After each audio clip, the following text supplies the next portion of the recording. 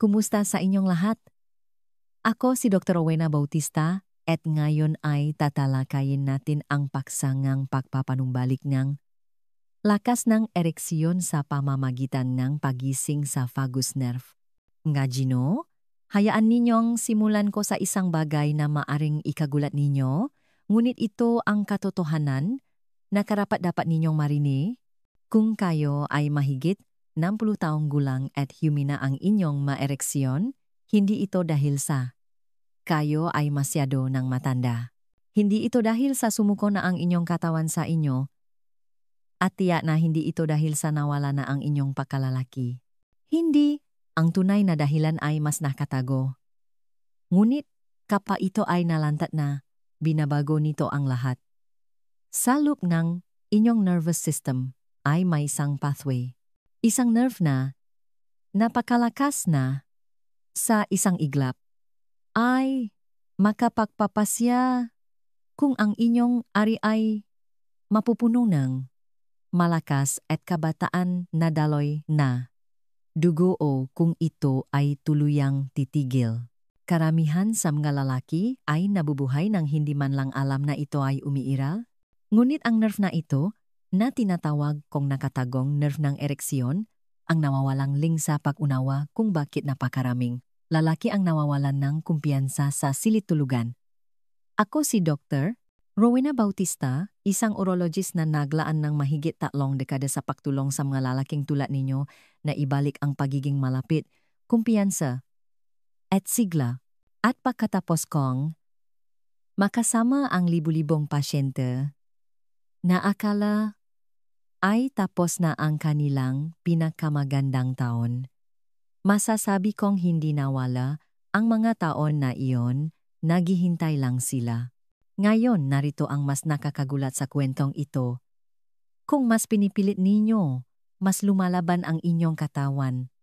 Kung mas nag-aalala kayo, mas humihina ang inyong mga ereksyon. Alam kong hindi ito makatarungan, ngunit ito ang kabalintunaan ng sexualidad ng lalaki. Hindi kailangan ng inyong katawan ng presyon. Hindi nito kailangang pilitin. Ang kailangan nito ay kalmado. At ang isang nerve na nagpapadala ng signal ng pagpapakalma? Ang isang nerve na nagsasabi sa inyong katawan na ligtas ng hayaan ang dugo na dumaloy ng malaya muli ay ang vagus nerve. Ito ang nakatagong nerve ng ereksyon. At narito ang aking pangako.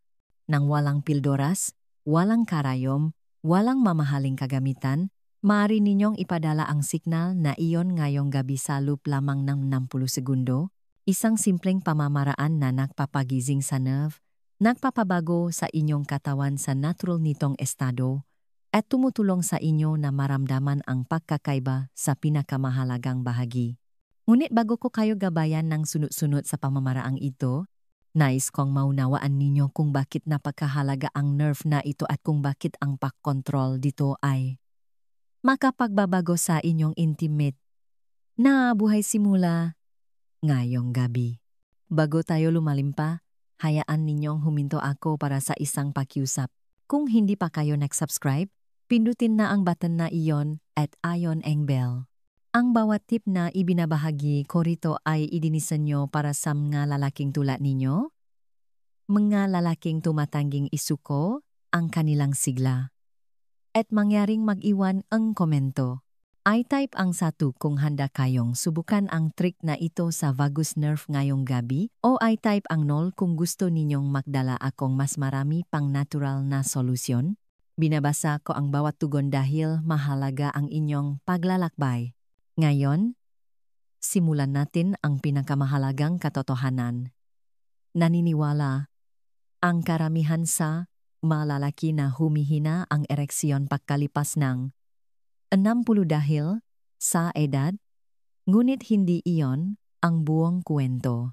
Ang tunay na dahilan ay mas malalim na nakabaon sa lungang inyong nervous system at kapag naintindihan ninyo iyon, magbabago ang lahat. Una, kung bakit humihina ang ereksyon pagkalipas 60 ay hindi ang iniisip ninyo? Sa paglipas nga taon, narinig ko ang parehong linya na paulit-ulit na sinasabi sa aking opisina. Doktor, Tumatanda na lang ako, kaya wala nang gumagana. At nais kong sabihin na ito ang isa sa pinakamapanganib na kasinungalingan na pinaniwalaan ng mga lalaking mahigit 60. Ang edad lamang ay hindi nagbubura sa inyong kakayahang ma-perform. Nakipagtulungan ako sa mga lalaki sa kanilang 70, maging sa kanilang 80, na nagtamasangang malakas ngunit natural na ereksyon kapanalutas na namin ang tunay na dahilan. Mahalaga ang testosterone at daloy ng dugo, ngunit hindi sila ang ugat. Ang mas malalim na katotohanan ay nasa inyong nervous system. Isipin ninyo ito ng ganito. Ang inyong katawan ay tumatakbo sa dalawang programa. Ang programa 1 ay survival mode, na kilala rin bilang fight or flight. Sa estadong iyon, mabilis ang tibok ng inyong puso. Ang daloy ng dugo ay inililipat palayo sa inyong sexual organ at humihigpit ang inyong kalamnan. Ang inyong katawan ay handa para sa proteksyon, hindi para sa pagiging malapit. Ang programa 2 ay rest at arousal. Ito ang kalmado, ligtas na estado kung saan bumubukas ang inyong madaluyan ng dugo, lumuluwag ang inyong pelvic floor, at ang inyong ari ay mapupuno at mananatiling matigas ng natural. Ang pagkakaibangang dalawang mode na ito ay tulad ng gabi at araw. At ang switch na kumokontrol sa kanila ay wala sa isang boteng reseta. Ito ay nasa inyong nervous system. Ang lalaki na nakaupo sa harap ko ay madalas na may dalang dekadeng stress, trabaho, pinansyal, obligasyon sa pamilya, ang bigat nga responsibilidad, at sa paglipas ng panahon, nakakalimutan ng kanilang nakatawan kung paano lumabas sa survival mode. Ang kanilang nervous system ay nagiging stuck, nakakandado sa tensiyon. At sa nakakandadong estadong iyon, gaano man karaming pagnanais ang nararamdaman nila sa kanilang isip, ang kanilang katawan ay hindi lang tutugon. Ang mas nakakabasa ng puso ay kung mas pilit nilang ginagawa, mas lumalala ito, mas lalong lumalaban ang nervous system. Ang kumpiyansa ay bumabagsak at ang pagiging malapit ay nagiging lugar ng takot sa halip na kagalakan. Ngunit narito ang katotohanan na walang sinuman ang nagsabi sa inyo, nakatago ng malalim sa inyong katawan ang isang nerve na napakalakas na kayang baliktarin ang switch na iyon kagad. Ito ang vagus nerve. Tinatawag ko itong nakatagong nerve na ereksyon dahil kapag ito ay nagising, nagsisimula ng magbago ang lahat. Magagino, lumalim pa tayo sa lihim na ito na hindi pa narinig ng karamihan sa mga lalaking mahigit 60. Sa loob ng inyong katawan ay may isang pambihirang nerve. Nagsisimula ito sa inyong utak, bumababa sa inyong lalamunan, umikot sa inyong puso at baga, dinadaraanan ang inyong tiyan at bituka, at sa wakas ay umaabot sa pinakapusot ng inyong pelvis. Ang nerve na ito ay tinatawag na vagus nerve. At hindi labis ang pagsasabi na hawak nito ang susi sa inyong ereksyon, inyong pagiging malapit, at inyong sigla. Tinatawag ko itong nakatagong nerve ng ereksyon dahil kapag ito ay ganap na gising, natural na lumilipat ang inyong katawan sa estado na kinakailangan para sa pagiging malapit. Bumagal ang tibok ng inyong puso kaya hindi na kayo nakakaramdam ng kaba o tensyon. Nagpapahinga ang inyong daluyan ng dugo, kasama na ang maliliit na arterya na nagpapakain sa ari. Lumuluwag ang inyong makalamnan sa pelvic, na nagpapahintulo sa dugo na dumaloy sa mga bahagi ng inyong pagkalalaki. At ang inyong utak ay nagpapadala ng signal ng kaligtasan na nagsasabi sa inyong katawan na okay lang na hayaan ang pagkabiyani na dumaloy. Iyan ang nangyayari kapag ang nerve na ito ay buhay at aktibo. Nagiging madali muli ang ereksyon, hindi pinilit. Natural na dumadaloy ang pagnanais, hindi pilit. Ngunit kapag ang vagus nerve ay tahimik o nahaharangan ng magataw ng stress, pagkabalisa, o tensyon, ang inyong katawan ay na-stuck sa fight or flight at sa mode na iyon, mga gino, Halos imposible ang pagkabihani. Maaring gusto ninyo ang pagiging malapit. Maaring nararamdaman ninyo ang pagnanais sa inyong isip. Ngunit ang inyong katawan ay hindi lang makakakilos. Naalala ko ang isang lalaki sa kanyang kalagitnaan ng 60s na lumapit sa akin pagkatapos ng nga taon ng pagkabigo. Sinubukan niya ang nga pildoras, pumps, maging ang masakit na hormone shots.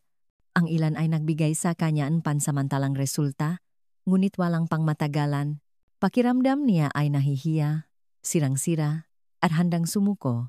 Nang ipaliwanag ko sa kanya na ang kanyang problema ay hindi lang tungkol sa testosterone o sirkulasyon, na mas malalim ito sa nakatagong nerve na ito na kumokontrol sa kalmado at kaligtasan, lumaki ang kanyang nga mata. Sabi niya, "Doktor, walang sinuman ang nagsabi sa akin niyan noon. Nagtrabaho kami nang makasama sa pagpapagising sa kanyang vagus nerve sa pamamagitan ng simpleng pang-araw-araw na pamamaraan. At sa loob ng ilang araw, may sinabi siyang pambihira, "Doktor, pakiramdam ko ay sa wakas ay natakpuan ko ang nawawalang switch, kaya ibinabahagi ko ito sa inyo." Napakaraming lalaki ang nag-aaksaya ng mga taon sa paghahanap ng maling solusyon kung ang tunay na kontrol ay narito mismo sa loob ng kanilang sariling nervous system. Hindi ninyo kailangang pilitin ang inyong katawan. Kailangan ninyong ipakita ang kaligtasan nito. At kapag ang inyong vagus nerve ay gising, ang inyong maga-ereksyon ay babalik ng may lakas, kumpiyansa, at pagiging maasahan na akala ninyo ay nawala magpakailanman. Kaya ang tanong ay, paano ninyo aktual na gigisingin ang nakatagong nerve ng ereksyon ngayong gabi? Ang sagot, nga Ginoo, ay mas simple kaysa sa iniisip ninyo. At tumatagal lamang ng 60 segundo. Ngayon na naiintindihan ninyo ang nakatagong nerve ng ereksyon, hayaan ninyong ipakita ko sa inyo kung paano ito ayon. Hindi ito teorya, hindi ito hula. Ito ay isang bagay na itinuro ko sa daan-daang lalaki, marami sa kanilang 60s, 70s at higit pa. At naramdaman nila ang pagkakaiba sa unang beses pa lang na sinubukan nila. Ito ay tinatawag na 4,2,8 breathing technique at ito ay isa sa pinakamabilis, pinakamalakas na paraan upang i-activate ang inyong vagus nerve. Ganito ito gumagana. Umupo ng comfortable. Hindi ninyo kailangang umupo sa sahig o sa posisyon ng yoga. Umupo lang ng tuwid, ngunit relax. Paluwagin ang inyong tiyan. Ipatong ang inyong mabalikat. Ilagay ang parehong paa ng patak sa sahig. Huminga sa inyong ilong sa loob ng 4 na segundo. Habang humihinga, huwag itaas ang inyong dibdib. Sa halip, hayaan ang inyong tiyan na lumaki. Isipin na parang nagpapapuno kayo ang lobo ng malalim sa inyong tiyan. Ito ay naglalabas ang hangin ng mababa sa inyong baga, eksaktong kung saan dumadaan ang inyong vagus nerve sa inyong diaphragm. Pigilan ang pahinga ng dahan-dahan sa loob ng 2 segundo. Hindi isang mahigpit na pagpigil. Hindi pinipilit. Huminto lang. Isipin na binibigyan ninyo ang inyong nervous system ngang isang sandali upang ma-reset tulad ng papindot ng isang maliit na reset button. Humugot ng dahan-dahan sa inyong bibig sa loob ng 8 segundo. Ipikit ang inyong malabi na parang humihinga kayo sa isang straw at hayaan ang hangin na lumabas sa inyong katawan sa isang tuloy-tuloy at kontroladong agos. Ang mahabang pahinga na ito ang susi. Ito ang nagpapabaliktad sa vagus nerve sa calm mode. Ulitin ang cycle ng 3 beses. Huminga sa loob ng 4, pigilan ng 2, humugot ng 8, yan na. Mababa sa 1 minuto, at nagsisimula ng magbago ang inyong nervous system, alam kong maring mukhang napakasimple. Ngunit hayaan ninyong sabihin ko, mga Ginoo, nakita ko ang mga lalaki na pumapasok sa aking opisina na mahigpit ang balikat. Nakakuyom ang kanilang panga, mabilis ang kanilang isip, at sa loob ng 60 segundo nga. Ehersisyo na ito. Nakita kong lumambot ang kanilang mukha, Bumagal ang kanilang pahinga, nagpahinga ang kanilang katawan. Isang lalaki sa kanyang maagang 70s ang sumubok nito sa harap ko. Pagkatapos, sinabi niya, "Doktor, naramdaman ko ang isang bagay na hindi ko naramdaman sa loob ng maraming taon. Lumuwag ang aking dibdib. Luminaw ang aking ulo. At naramdaman kong iba ang daloy ng dugo sa ibaba. Iyan ang kapangyarihan ng pagpapasigla sa inyong vagus nerve sa pamamagitan ng inyong pahinga. Literal na sinasabi ninyo sa inyong katawan. Ligtas na ngayon. Maari kang magpahinga. Kaya mong mag-perform. At ang kagandahan ay hindi mo kailangan ng pill. Hindi mo kailangan ng makina. Hindi mo kailangan ng appointment. Maari mong gawin ito sa sarili mong kwarto ngayong gabi. Hinihikayat kita. Huwag ka lang makinig sa akin. Subukan mo ngayong gabi. Bigyan mo ang sarili mo ng 60 segundo. Huminga ka ng malalim. Pansinin kung paano natutunaw ang tensyon. At pagkatapos, tingnan kung ano ang mangyayari kapag nagsimulang bumo ang pakabiyani sa isang mas kalmado, mas ligtas na katawan. Ngunit narito ang kapanapanabik na bahagi. Ang pahinga ay isa lamang sa mga kasangkapan. May isa pang pamamaraan, mas discreet pa, na gumagana sa isang ganap na naibang landas. At maari itong sorpresahin ka dahil magagawa mo ito nang hindi napapansin ng sinuman. Kahit na nakaupo sa iyong sala, pag-usapan natin ang bonus method na iyon sa susunod. Ngayon, kung tulad kang marami sa aking nga pasyente, maaring nagtataka ka, "Doktor, maiba pa bang paraan upang i-activate ang nakatagong nerve ng erection na ito maliban sa pahinga?" At ang sagot ay Sa katunayan, may isang hindi gaanong kilalang trick na gumagana sa ganap na makaibang paraan. Napaka-simple, napaka-discreet na magagawa mo ito kahit saan bago matulog, pagkatapos ng nakaka-stress na araw, o kahit na habang nakaupo ka sa sopa na nanonood ng TV. Ito ay tinatawag na ear massage technique. Ngayon, alam ko ang iniisip mo. Ano sa mundo ang kinalaman ng aking tainga sa aking mga ereksyon? At iyan mismo ang uri ng padududa na naririnig ko mula sa mga lalaki araw-araw. Ngunit narito ang katotohanan. Ang iyong vagus nerve ay may mga sanga na dumadaan sa mga partikular na bahagi nga iyong tainga. Sa pamamagitan ng dahan-dahang papasigla sa mga puntong iyon, maari kang mapadala ng malakas na signal ng direkta sa iyong nervous system na nagsasabing, "Mag-relax. Ligtas. Hayaan ang daloy ng dugo. Hayaan mo akong gabayan ka ng sunod-sunod." Ilagay ang iyong hinlalaki sa likod ng iyong tainga sa malambot na bahagi malapit sa base. Ilagay ang iyong hintuturo sa loop ng harap na tiklop ng iyong tainga. Ang maliit na gulot na nararamdaman mo habang sinusundan ang gilid. Dahan-dahang simulan ang pag-ikot ng iyong madaliri pasulong sa maliliit na bilog sa loob ng 5 segundo. Mabagal, sinasadya, hindi magaspang. Pagkatapos ay baliktarin ang paggalaw. Pag-ikot pabalik sa loop ng 1 pang 5 segundo. Habang ginagawa mo ito, huminga ka ng malalim. Huminga sa iyong ilong.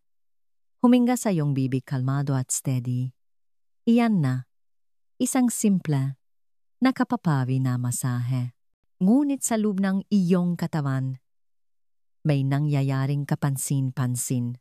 Ina-activate mo ang vagus nerve fibers na dumadaan sa iyong tainga, nagpapadala ng direktang mensahe ng kalmado sa iyong puso, iyong baga, iyong tiyan, at iyong sexual organ.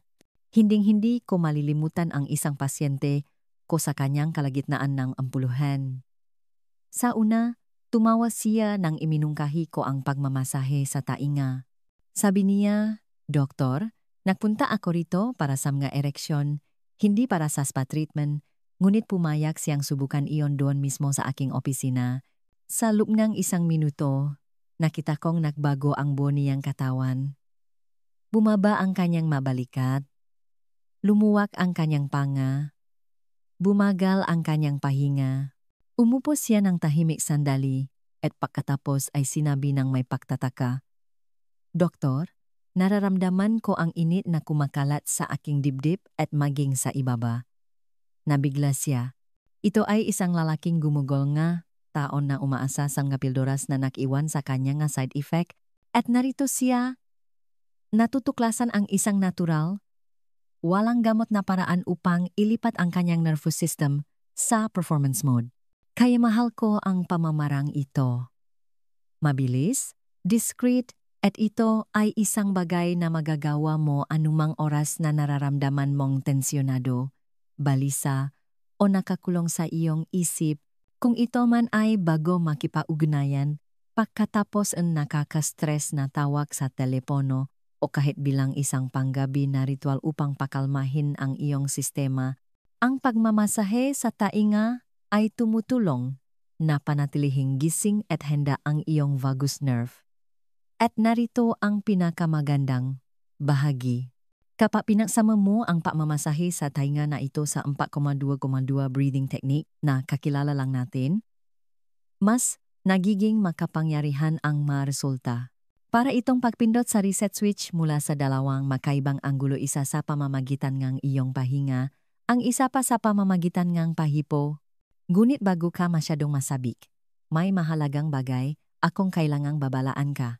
Dahil kapag sa wakas ay nagawa mong makaroon muli ng ereksyon, may isang pagkakamali na nakita kung ginagawa ng napakaraming lalaki.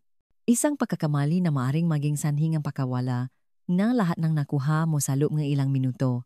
Pag-usapan natin iyan sa susunod. Ang pinakamalaking pagkakamali na ginagawa ng malalaking mahigit 60 sa kwarto. Magino. Kailangan kong maging direkta rito dahil ito ang bahagi na tahimik na sumasabotahe sa napakaraming lalaki na sa wakas ay nagsisimula ng makakita ng pagunlad. Ginagawa mo ang paghinga, sinusubukan mo ang pagmamasahe sa tainga. Nararamdaman mo ang paggalaw ng dugo, ang pagpapakalma ng katawan, at bigla, pagkatapos ng ilang linggo, buwan, marahil ay taon, sa wakas ay nararamdaman mong tumitigas muli. Ang pagdami ng excitement ay bumubuhos sa iyong isip. At ano ang susunod na mangyayari? Nagpapanik ka, iniisip mo, kailangan kong gamitin ito bago ito mawala. At sa takot na iyon, nagmamadali kang makipagtalik. Masyado kang nagmamadali, masyadong mapilit, at sa loob ng ilang minuto, nawawala ito, nawala ang ereksyon, bumagsak ang iyong kumpiyansa, at nakaupo ka ron na natataka kung pinataksilan ka nga iyong katawan. Ngunit narito ang katotohanan. Hindi ka pinataksilan na iyong katawan. Pinagtaksilan mo ang iyong katawan sa hindi pagbibigay ditong oras na kailangan. Hayaan mo akong ipaliwanag. Gusto kong ikumpara ito sa pagsisimula ng isang lumang kotse pagkatapos ng taglamig. Isipin mo na inilabas mo ang klasikong makina na iyon mula sa garahe. Ibinuhol mo ang susi at nagsimula itong umugong. Umugong ang makina, ngunit ito ay marupok. Kung ibubugbog mo ang gas pedal sa sahig, mabubulunan ang makina at mamamatay. Ngunit kung hahayaan mo itong mag-idle, hayaan mo itong uminit, ang makina ay magtatayo ang lakas. At pagkatapos ay kaya ka na nitong dalhin kahit saan.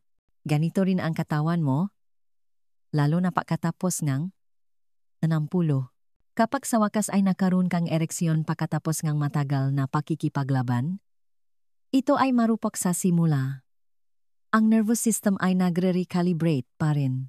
Ang ngadaluyan dugo ay bukas.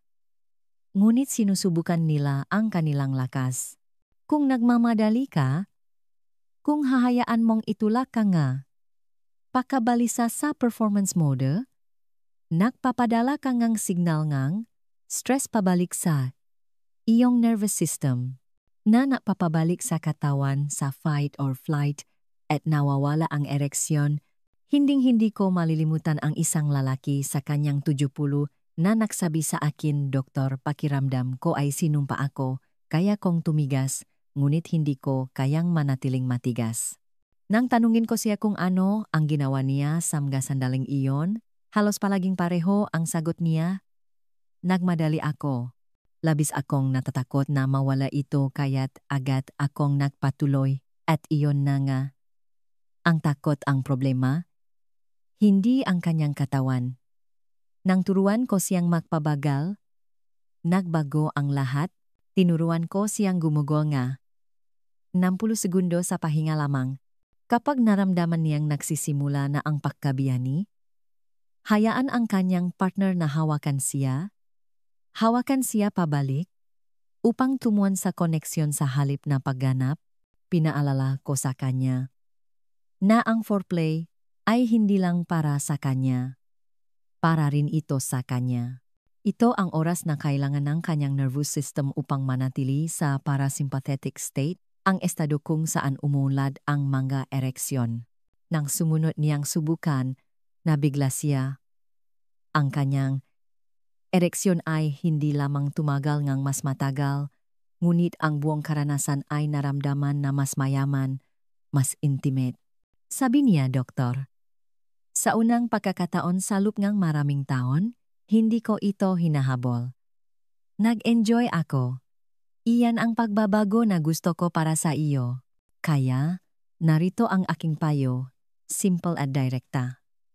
Huwag mong ituring ang iyong ereksyon na parang isang finish line na kailangan mong takbuhin.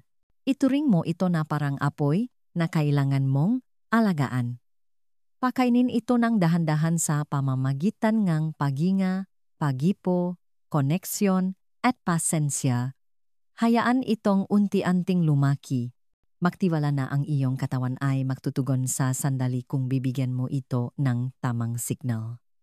At kapag naiwasan mo ang pagkakamaling ito, magiging malinaw ang susunod na hakbang.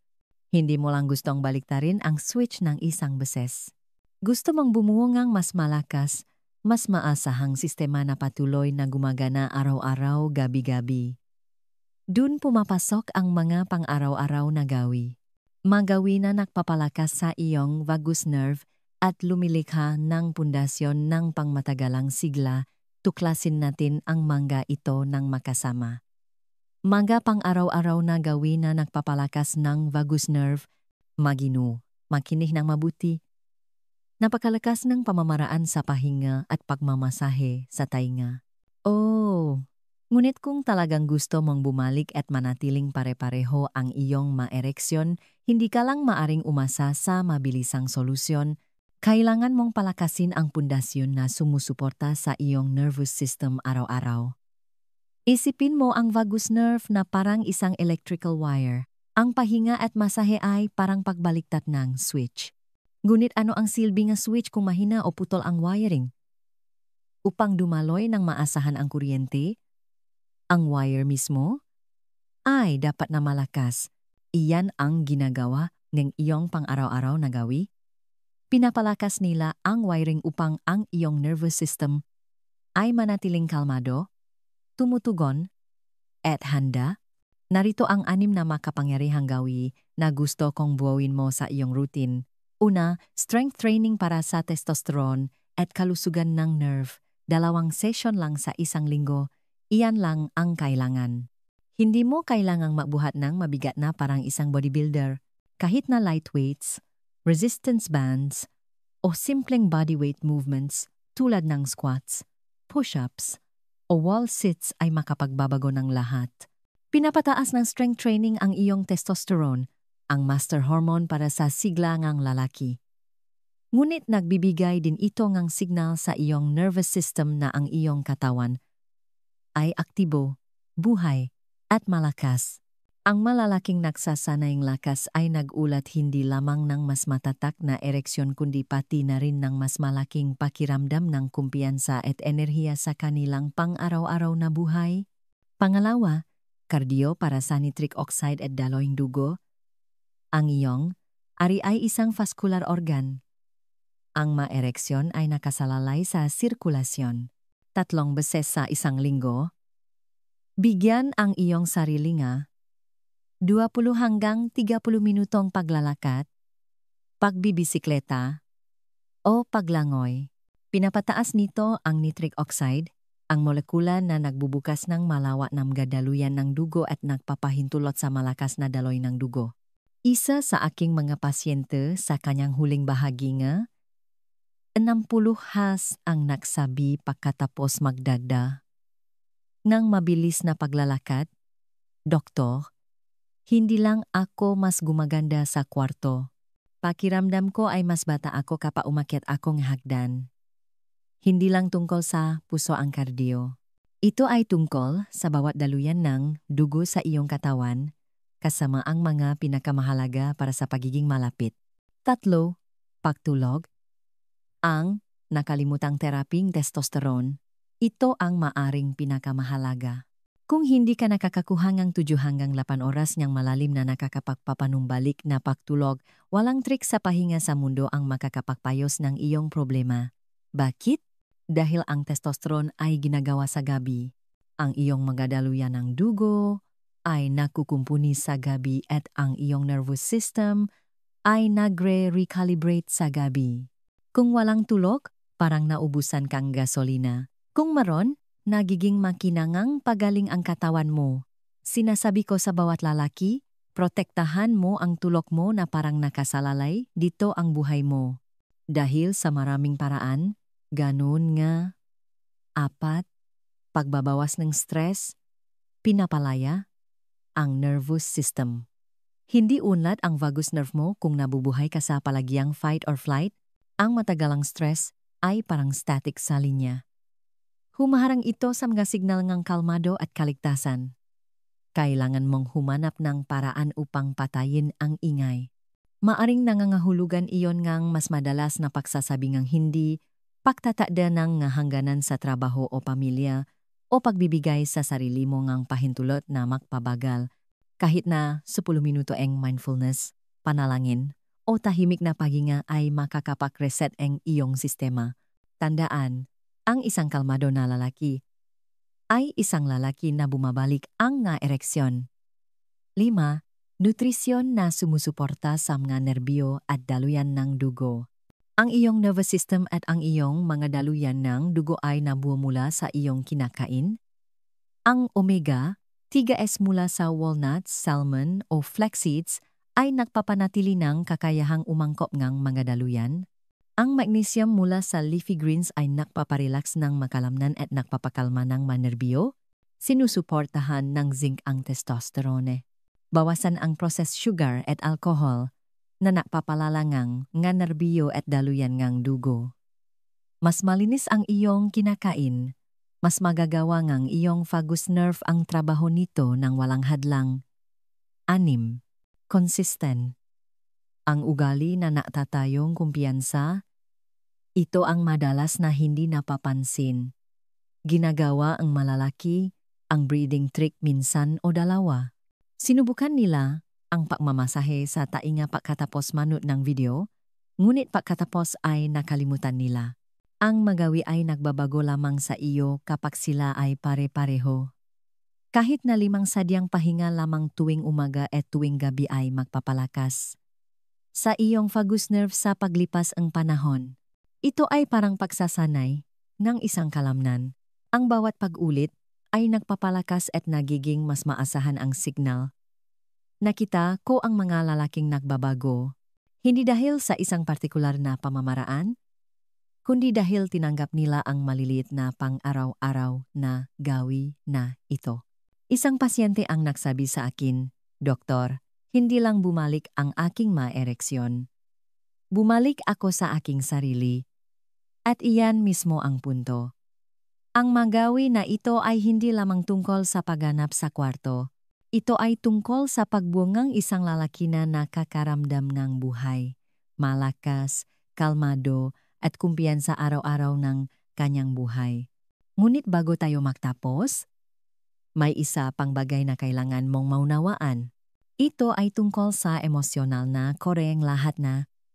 Ito ang katotohanan na magdadala sa iyo kapag mahirap ang magawi, kapag sumasama ang mapagdududa, at kapag nagtataka kung masyado ka ng malayo. At ang mensaheng Iyon ay simple.